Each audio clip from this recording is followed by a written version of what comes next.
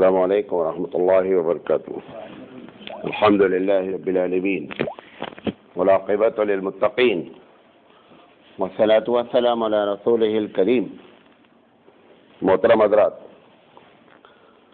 ہم بدعت کے پوسٹ مارٹم کے عنوان سے آپ سے لگاتار گفتگو کر رہے ہیں اور آج اس کا 26واں سیریل ہے اور بات چل رہی ہے مہینے وائز کہ کس کس مہینے میں کیا بدعتیں ہوتی ہیں. کل ہم نے آپ سے بات کی تھی جو اللہ نے توفیق دی محرم کے بارے میں. آج ہم بات کریں گے سفر اور ربیع الاول کے بارے میں.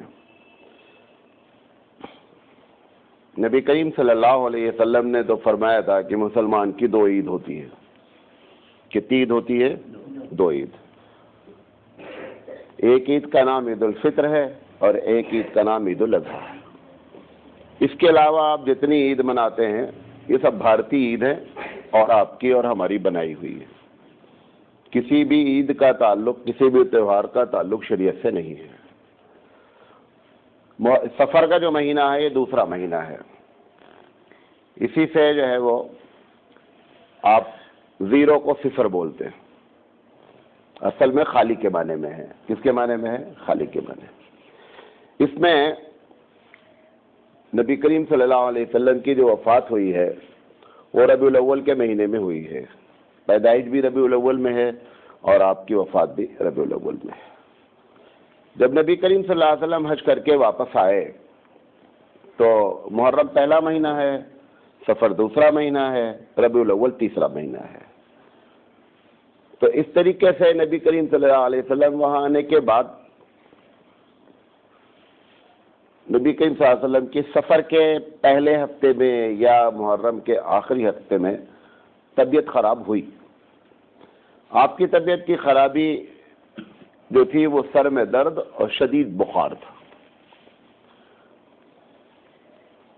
سفر کے مہینے میں طبیعت ایسے خراب ہوتی رہی اور بخار، اور یہ جو آخری بدھ تھا مہینے کا سفر کا تو آپ صلی اللہ علیہ وسلم کی طبیعت اس سے 1 دن پہلے بہت ٹھیک ہو گئی. نبی کریم صلی اللہ علیہ بیمار آدمی میں ہوتا ہے، ٹھیک ہوتا ہے.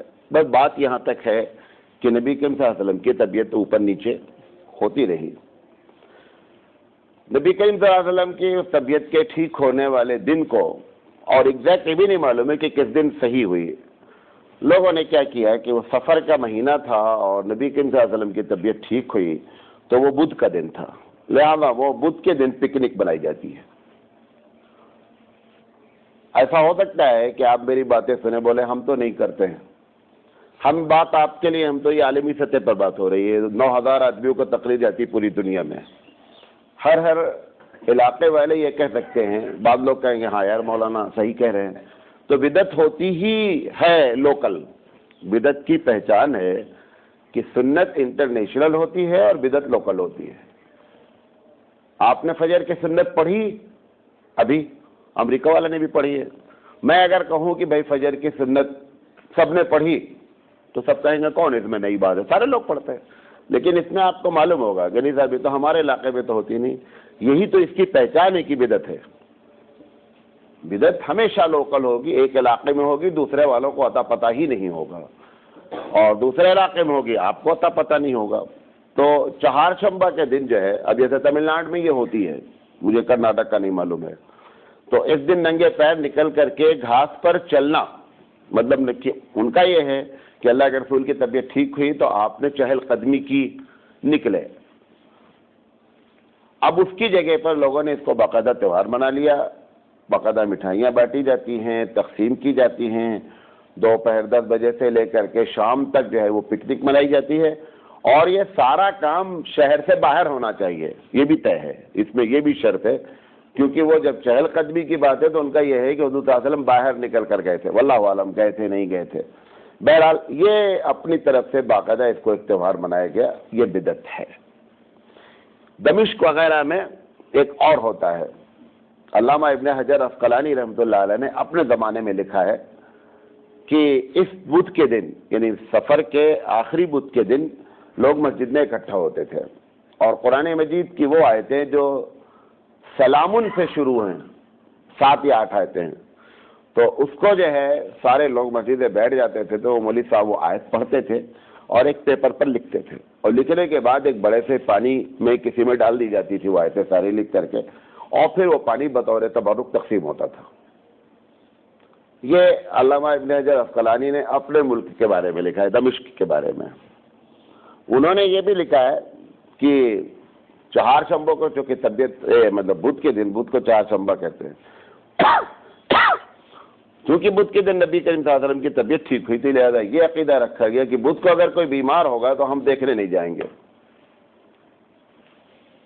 تو بہت سے علاقے میں اگر کوئی بیمار ہے، بھائی بہن کوئی بھی ہے، تو عیادت کے لیے بدھ کے دن اس مہینے میں آخر والے بدھ کو کوئی کسی سے ملے گا نہیں۔ ان کا یہ ہے کہ ہمارے رسول ٹھیک ہوئے، لہذا کوئی بیمار ہوا تو اچھا ہوا، کوئی بیمار ہوا ٹھیک ہوا۔ یہ جو مٹھائی تقسیم ہوتی ہے اس کے پیچھے ایک راز آپ کو بتائے پرابلم کیا ہے۔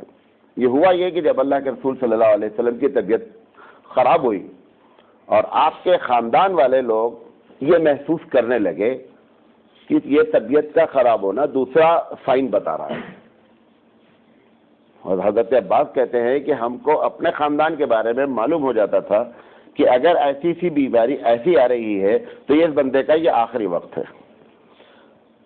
تو حضرت عباس رضی اللہ تعالیٰ عنہ وغیرہ نے اسی لیے حضور صلی اللہ علیہ وسلم کے آخری دن میں جب آپ کی وفات ہونے کے قریب ہوئی، اس سے پہلے حضرت علی سے کہا کہ دیکھو اب نبی کریم صلی اللہ علیہ وسلم جو یہ ہمارے بھتیجے ہیں بچیں گے نہیں، اب یہ ایسے سائن ظاہر ہو رہے ہیں کہ یہ آپ کے آخری دن ہیں۔ یہ بات شاید لیک کر گئی کہ ان کے خاندان والے کہہ رہے ہیں کہ اب یہ ان کا آخری دن ہے، تو یہودیوں نے خوشی میں مٹھائی تقسیم کی۔ وہ مٹھائی ہم لوگ نادانی میں یہاں سے پلٹ کر لے کر آ گئے، حالانکہ مٹھائی انہوں نے تقسیم کی ہے یہودیوں نے، اس خوشی میں کہ نبی کریم صلی اللہ علیہ وسلم اب زیادہ دن چلنے والے نہیں ہیں۔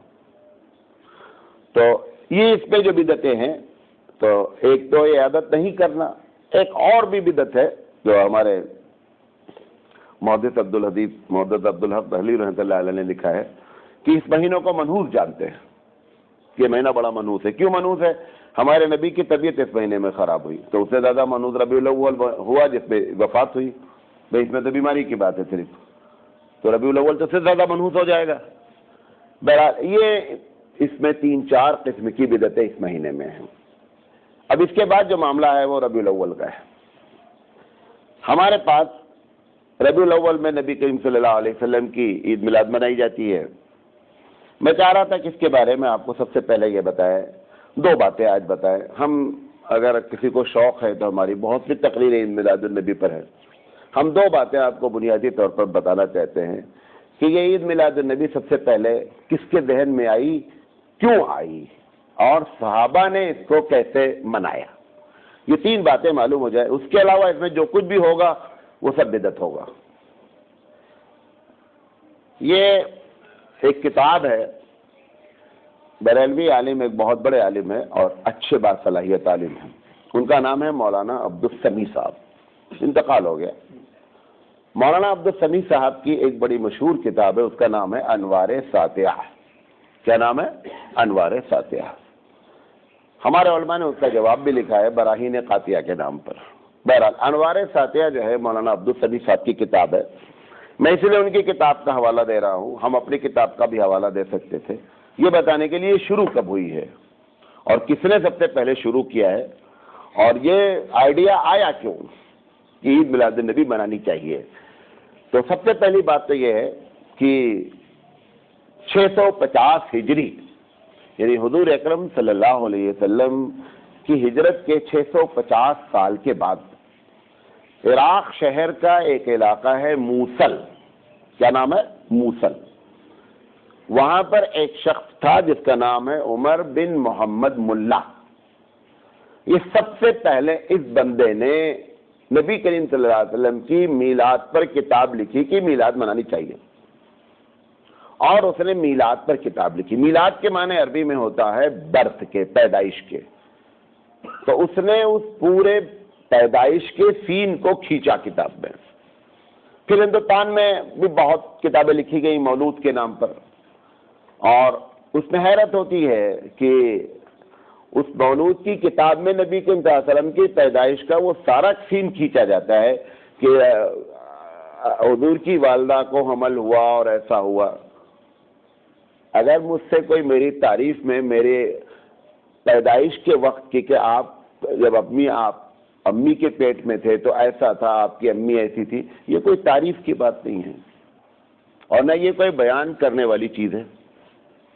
اس کتاب میں یہ سارا ڈیٹیل سے بیان کیا اس بندے نے۔ اس کے بعد پھر سینکڑوں کتاب لکھی گئی اردو میں اور زبانوں میں، لیکن یہ پہلا بندہ ہے جس نے یہ کتاب لکھی۔ کتنے دن کے بعد لکھی گئی ہے؟ 650 سال حضور کے ہجرت کے۔ اس وقت کا یہ تو لکھ دیا انہوں نے کتاب۔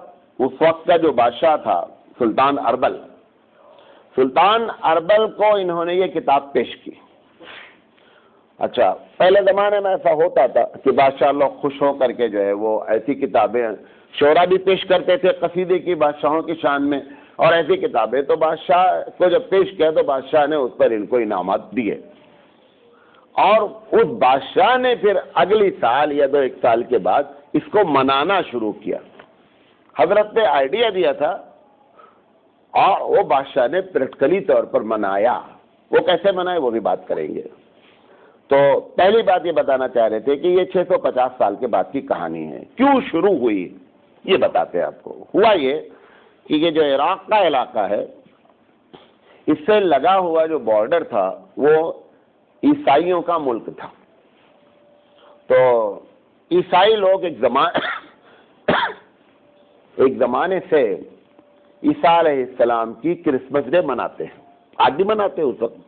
حالانکہ آپ کو یہ بات بھی آج بتا دیں کہ جو 25 دسمبر کرسمس ڈے ہوتا ہے یہ بھی عیسیٰ علیہ السلام کی پیدائش کا دن نہیں ہے، ہمارے مطابق نہیں، ان کے انگریزوں کی جو کتابیں ہیں جو بڑے بڑے رائٹرز ہیں ان کے مطابق بھی عیسیٰ علیہ السلام کی پیدائش کا دن 25 دسمبر نہیں ہے۔ بہرحال وہ ایک لمبی کہانی ہے۔ تو یہ لوگ جو ہے کرسمس بناتے تھے، بارڈر لگتا تھا مسلم کنٹریز کا، تو مسلم کنٹریز والوں نے دیکھا کہ یہ اپنے نبی کی پیدائش پر بڑا دھوم دھام کرتے ہیں، تو انہوں نے بادشاہ کے پاس، یہ فوجی جو بارڈر پہ تھے، انہوں نے اور کچھ لوگوں نے بادشاہ کے پاس یہ پرپوزل رکھا کہ ہمارے نبی کی شان تو حضرت عیسیٰ سے بھی بلند ہے، وہ تو سید الانبیاء ہیں، لہذا ہم کو بھی کوئی ایسی چیز ہونی چاہیے کہ ہم بھی منائیں، اور اس لیے منائیں تاکہ ان کے اوپر روب پڑے کہ ہم بھی بڑے شان والے ہیں۔ یہ آئیڈیا تقریباً 651 سال کے بعد کا آیا ہوا آئیڈیا ہے۔ تو سلطان اربل کو یہ آئیڈیا دیا ان لوگوں نے جو اس علاقے کے لوگ تھے، وجہ بتائی تاکہ ہمارے نبی کی شان ان کو معلوم ہو اور ان کو معلوم ہو کہ ہم تم سے کم نہیں ہیں، ہم بھی زیادہ ہیں۔ وہاں سے یہ سب سے پہلے آئیڈیا کرسچینٹی سے آیا۔ اچھا، نبی کریم صلی اللہ علیہ وسلم نے اپنی زندگی میں یہ بات بیان فرمائی تھی کہ میری امت ہر وہ کام کرے گی جو یہودی اور نصاری کریں، یعنی یہودی اور نصرانی یعنی عیسائی جتنا بھی کام کریں گے، آپ نے فرمایا کہ جب میری امت زوال ہوگی یا میری امت کا آخری وقت آئے گا تو یہ سارے وہ کام کریں گے جو یہودی اور نصارہ کریں گے۔ یہ وہاں سے آئی اور نبی کی پیشین گوئی پوری ہوئی، حتیٰ کہ آپ نے فرمایا کہ اگر کسی بل میں داخل ہوئے ہوں گے یہودی اور نصرانی، مطلب یہ کہ کوئی غلط کام بھی کیا ہوگا جس کی کوئی لاجک نہیں ہے، آپ نے فرمایا میری امت بھی اس بل میں داخل ہوگی۔ آپ نے فرمایا قدم بہ قدم چلے گی۔ یہ وہاں سے آیا ہوا آئیڈیا ہے۔ سلطان اربل نے اس کو منایا اور عمر بن محمد ملا نے کتاب لکھ کر کے اس کو بتایا کہ اس کی اہمیت کیا ہے۔ یہ ہے اس کی پوری کہانی۔ اچھا، منایا کیسے وہ آپ کو بتاتے ہیں۔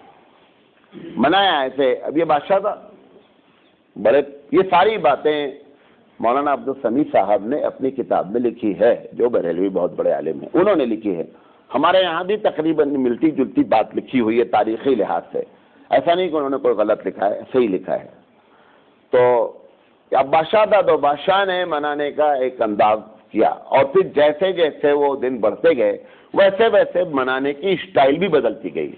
آج آپ دیکھیں جہاں جہاں جس شہر کے آپ لوگ رہنے والے ہیں، 12 ربیع الاول آپ کے بچپن میں جیسے منایا جاتا تھا، آج وہ چینج ہوتے ہوتے ایک دوسری پوزیشن میں پہنچا ہے، اور آگے ابھی کہاں تک جائے گا اس کا اندازہ نہیں ہے۔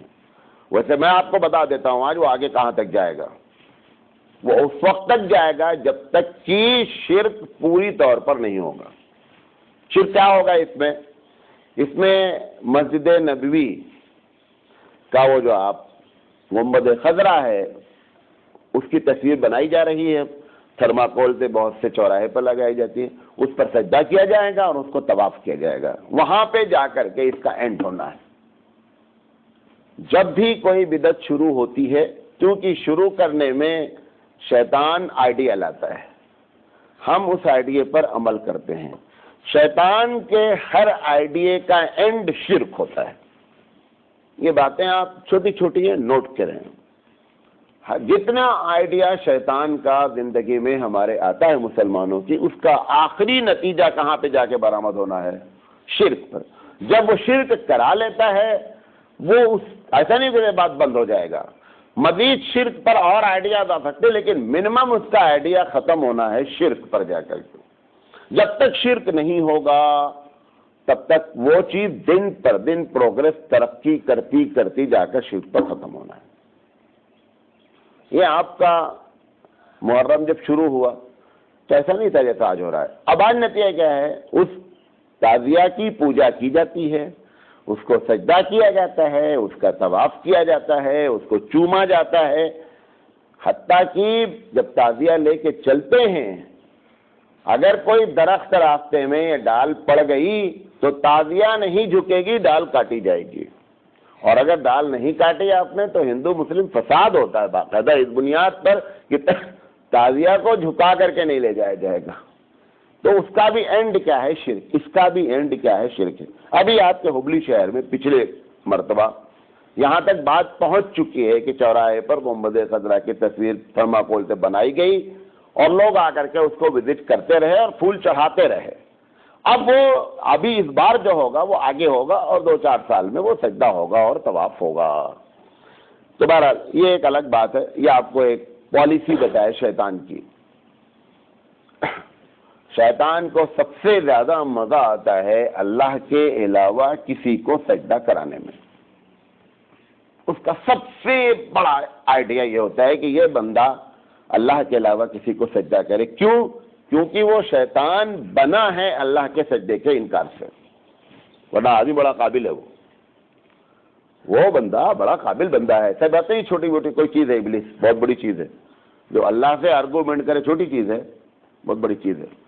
تو یہ سلطان اربل نے کیا کیا کہ انہوں نے منایا، پہلی مرتبہ جو انہوں نے منایا تو سارے علماء کو، صوفیاء کو اور دیندار لوگوں کو بلایا، ایک بہت بڑے میدان میں یہ منایا گیا۔ اندازہ یہ ہے کہ تقریباً ہزاروں مرغے جو ہے، باقاعدہ لکھا ہے تب ایسے ہی، ہزاروں مرغے جو ہے وہ روسٹ کیے گئے، بھونے گئے، بکروں کی بڑی بڑی تھالیں لگیں، بہترین قسم کے کھانے پکے، عصر سے لے کر مغرب تک صوفیاء کے ساتھ، جو اس وقت کے باطل صوفیاء کی 2 قسم ہوتی نا، ایک اچھی صوفیاء ہوتے ہیں، ایک باطل صوفیاء ہوتے ہیں، ان کے ساتھ میوزک کا سارا پروگرام چلا، اس میں ناچ گانا ہوا، اور وہاں سے وہ پورے دن بھر کا پروگرام چلتا رہا۔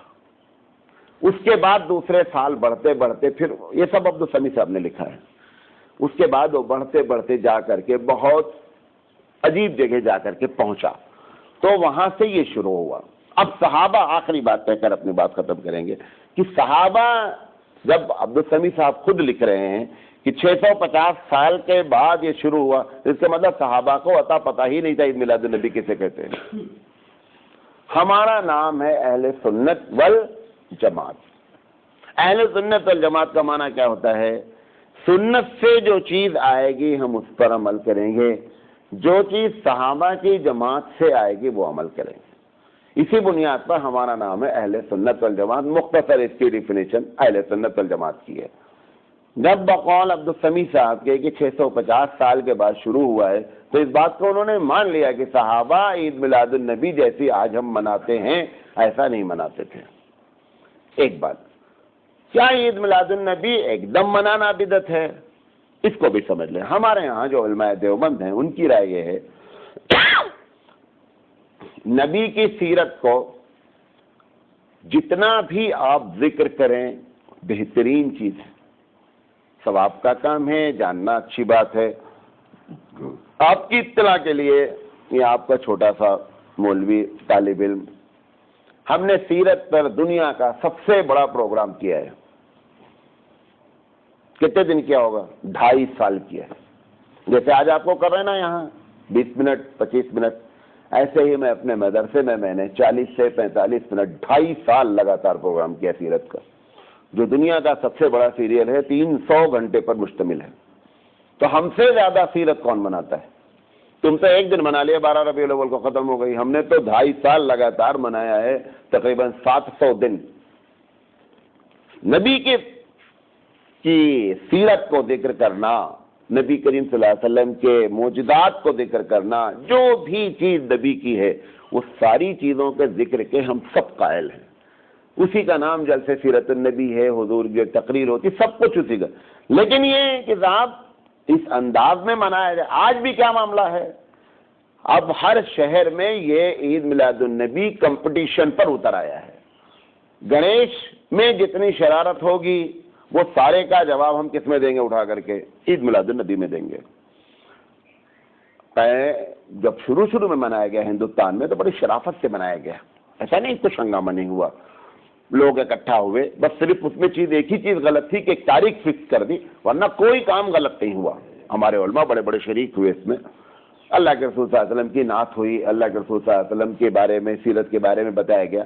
اب وہاں سے یہ نکل کر کے جلوس کی شکل میں چلے جانا، جلوس میں پٹاخے دگتے رہنا، یہ سارا غیر مسلمین جتنا کرتے تھے ہم اس کا جواب دینے کی کوشش کریں. حالانکہ ہمارا کیریکٹر یہ ہونا چاہیے تھا بھارت میں خاص کر کہ ایسا جلوس نکالتے امن سکون کے ساتھ. اگر نکالنا ہی تھا، ویسے تو سنت نہیں، اگر نکالنا ہی تھا کسی مصلحت سے، ایسا امن و سکون کے ساتھ نکالتے کہ ہندوستان کی ہمارے جو برادر وطن ہیں اس ملک کے، ہمارے جو بھائی ہیں، ان پر بتایا جاتا ہے کہ بھائی جلوس ایسے نکلتا ہے. تب وہ ہمارے مذہب سے متاثر ہوتے اور ہمارے بارے میں سوچتے کہ یہ کون سا مذہب ہے، ان کا بھی جلوس ہے، نہ پولیس والوں کو کوئی تکلیف ہے. جیسے مثال کے طور پر جماعت کا اجتماع کرتے ہیں، آج بھی پوری دنیا میں جہاں بھی اجتماع ہوتا ہے، کوئی بھی قوم اگر اتنا بڑا اجتماع کر دے تو کم سے کم 20% پولیس چاہیے، سیکورٹی چاہیے.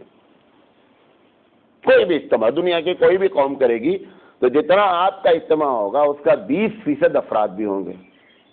ان کو معلوم ہے کہ اس اجتماع میں کچھ نہیں ہوتا، لہذا ان کو کوئی سیکورٹی کی ضرورت نہیں، 2-4 ادھر ادھر ٹہلتے رہے، وہ الگ بات ہے. ایسے ہی یہ بات، اسی لیے بریلوی اگر شرارت نہیں کرتے ہیں تو کبھی بھی تبلیغی جماعت کے اجتماع کو گورنمنٹ نہیں روکتی ہے. جب اڑچن آتی ہے تو کس کی طرف سے آتی ہے؟ ان کی طرف سے آتی ہے. سرکار کہتی ہے اب منائیے، انہیں معلوم ہے کچھ نہیں ہے یہاں. ایسے ہی اگر مسلمان 12 ربیع الاول کا جلوس اس طرح نکالتے کہ لوگوں پر چھاپ پڑتی کہ اس کیا ہے جلوس، تو اس کا نتیجہ ایک اچھا برآمد ہوتا. آپ نے یہ جو حالات خراب ہو رہے ہیں ڈیلی ہندوستان کے، اس کا ایک بہت بڑا رول جو ہے وہ ہم ادا کر رہے ہیں. دیکھیں کچھ بھی ہو، آپ 20 سے 22% ہیں، وہ 70 سے 75% ہیں. نفسیاتی طور پر 70 سے 75% والا آپ کے سامنے کیوں سرنڈر ہو؟ سرنڈر ہونے کی ایک ترکیب ہے کہ آپ رسول کے کیریکٹر کو اپنا لیں، وہ سرنڈر ہو جائے. آپ تو ان کو جواب ترکی بدرکی دینا چاہتے ہیں، اگر وہ اینٹ مارتے ہیں تو آپ پتھر مارتے ہیں. یہ طریقہ ہی نہیں، اس سے تو کبھی دعوت کا کام ہوتا ہی نہیں ہے. دعوت کا طریقہ ہر جگہ بہت الگ الگ انداز میں ہوتا ہے. آپ صرف یہ شو کر لے جائیں کہ ہمارے رسول کا یہ اخلاق ہے، دیکھیں دعوت کتنی تیز پھیلتی ہے. آپ کو دیکھ کر ایک آدمی مسلمان نہیں ہو رہا ہے، وجہ کیا ہے؟ وہ دیکھتے ہیں بھائی یہ بھی جلوس نکالتے ہیں، یہ بھی پٹاخہ دگاتے ہیں، ہم بھی دگاتے ہیں. یہ بھی اسپرے مارتے ہیں، ہم بھی اسپرے مارتے ہیں. یہ بھی جو ہے وہ ہائی قسم کا جو ہے وہ باجا بجاتے ہیں، ہم بھی بجاتے ہیں. تو کون سی چیز ہے جو تم میں ان میں فرق ہے؟ کیوں تمہارے بات مان لے؟ وہ کوئی ایسا کیریکٹر پیش کرتے ہیں، ہم بتا دیں کہ آپ دیکھ ہمارا یہ، تب ان کی بات سمجھ میں آتی. لہذا یہ جو کیا جا رہا ہے اس کی بنیاد پر ہمارے علماء نے کہا کہ یہ عید میلاد النبی ایسا منانا بدعت ہے اور بات چیزیں اس میں شرک کی جا رہی ہیں.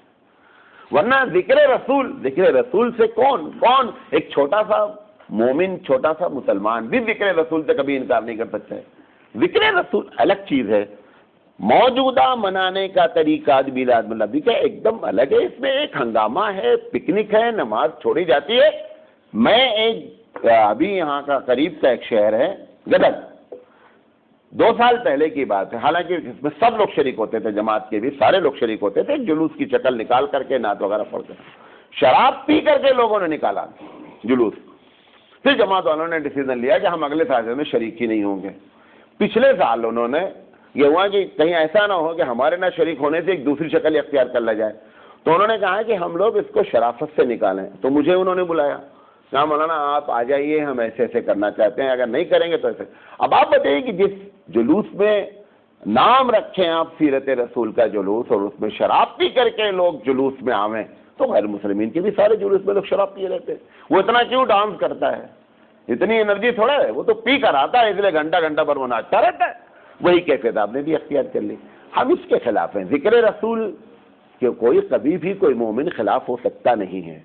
اور پھر صحابہ کرام رضی اللہ تعالیٰ عنہ سے زیادہ آپ اور کوئی محبت نہیں کرتا، یہ بات بھی آپ پکی جان لیں.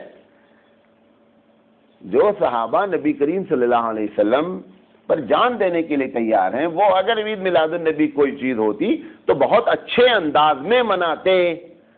لیکن اللہ کے رسول صلی اللہ علیہ وسلم نے، اور کل آپ کو اس کی وجہ بتائی تھی، جہاں پر پرسنالٹی کو منایا جاتا ہے آخر میں جا کر اس کے نتائج کیا ہوتے ہیں؟ غلط برآمد ہوتے ہیں. لہذا اسلامک پالیسی ہی پرسنالٹی کے بجائے کسی چیز پر ڈیپینڈ کرتی ہے، ذاتیات پر نہیں ڈیپینڈ کرتی ہے. کیونکہ ذات کو ایک دن کیا ہونا ہے، دنیا سے جانا ہے، اس کا کیریکٹر ہمیشہ رہنا ہے. جب نبی کریم صلی اللہ علیہ وسلم کی وفات ہوئی تو ایک طبقہ گھبرا گیا.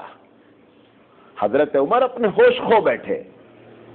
ابو بکر صدیق رضی اللہ تعالیٰ عنہ کا اتنا بڑا کارنامہ ہے، آئے کھڑے ہوئے، انہوں نے معلوم کیا پڑھا؟ انہوں نے ایک تقریر کی. تقریر کا جو جملہ ہے، من کان یعبد محمدا فإن محمدا قد مات. جو لوگ محمد کی عبادت کرتے تھے وہ سمجھ لے کہ ان کا خدا مر گیا. ومن یعبد اللہ فإن اللہ حی لا یموت. اور جو اللہ کی عبادت کرتا تھا اس کا اللہ ہمیشہ ہمیں زندہ ہے. لہذا آپ اتنا کیوں گھبرا رہے ہیں؟ آپ ان کے پجاری نہیں تھے. ان کا کیریکٹر قیامت تک زندہ رہے گا. پرسنالٹی کے اگر آپ پجاری تھے تو پرسنالٹی ختم ہو گئی. انہوں نے کہا من کان یعبد محمدا فإن محمدا قد مات، کہ محمد صلی اللہ علیہ وسلم کی اگر آپ پوجا کرتے تھے تو تمہارا آج خدا ختم ہو گیا ہے. آپ بتائیے کتنی بڑی بات ہے. یہ اسی لیے رکھا گیا ہے. تو ہمارے یہاں چاہے عبد القادر جیلانی رحمۃ اللہ، جتنے بھی بزرگ ہیں، ان کے کیریکٹر کو زندہ کرنا، اصل ان کو زندہ کرنا ہے. پرسنالٹی تو دنیا میں جو بھی آیا ہے کل نفس ذائقۃ الموت کے تحت جانا ہی جانا ہے. لہذا اللہ کے رسول صلی اللہ علیہ وسلم نے جان بوجھ کر کے، حالانکہ آپ کے زمانے میں بھی کرسمس یعنی حضرت عیسیٰ کی پیدائش چھوٹے موٹے اندازے منائی جاتی رہی اپنے اپنے علاقوں میں. آپ کے سب سامنے نمونہ بھی تھا، آئیڈیا بھی موجود تھا، اس کے باوجود آپ نے اپنی پیدائش کا کوئی ذکر نہیں کیا. لہذا یہ بات صحابہ سے ثابت نہیں ہے. اور یہ بات عبدالسمیع صاحب نے لکھی ہے. ہم تو بولیں گے تو اور الگ اسٹرانگ وے میں بولیں گے. میں نے جان بوجھ کر ان کے سامنے بات رکھی تھی آپ کے سامنے کہ یہ صحابہ نے کیا کیا، کیسے شروع ہوا، کیسے منایا گیا، کس سن میں شروع کیا گیا. اس میں اس کے جو بھی کیا جا رہا ہے وہ اللہ کے رسول سے ثابت نہیں ہے. لہذا جو بھی کرے اس کو ایک بات کو دھیان رکھے. اہم بات یاد آ گئی ہے. دیکھیں، فرض کے علاوہ، بہت غور سے سنیے گا، فرض کے علاوہ جتنی چیزیں ہوتی ہیں، جس کو آپ فرض کہہ لیں یا واجب کہہ لیں، دونوں تقریباً عربی زبان میں ایک ہی کہلا ہے. اس کے علاوہ آپ جتنی چیز کرتے ہیں جو سنت سے ثابت نہیں ہوتی ہے، اگر نہیں کریں گے تو آپ کو قیامت میں سوال نہیں ہوگا کہ کیا کیوں نہیں. اگر کریں گے تب سوال ہوگا. لہذا نہ کرنے میں بچت ہے، کرنے میں بچت نہیں ہے. میں غلط ہوں، مثال کے طور، بات میری سمجھے میں اپنے سمجھا، میں غلط ہوں، مفتی صاحب کہہ رہے ہیں نہیں مولانا صاحب کو گالی دو، آپ بولے نہیں میں گالی نہیں دیتا، آپ نے گالی نہیں دیا، اللہ قیامت میں نہیں پوچھے گا کہ بھائی مولانا صاحب کو گالی کیوں نہیں دیا آپ نے؟ کوئی گالی دینا فرض تو تھا نہیں، سنت تو تھا نہیں۔ اگر گالی دے گا تب سوال ہوگا کہ اس کا جواب دے کر جاؤ آپ نے گالی کیوں دیا، تو بچا کون، محفوظ کون رہا؟ جس نے زبان بند رکھی۔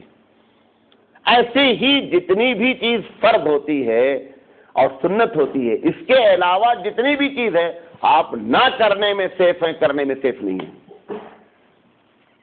حضرت علی رضی اللہ تعالیٰ عنہ کے پاس ایک فلسفی آیا، انہوں نے کہا کہ حضرت تم بڑے قابل آدمی ہو، حضرت علی سے کہتا ہے بڑے قابل آدمی ہو، تم بھی یار مانتے ہو کہ ایک خدا ہے؟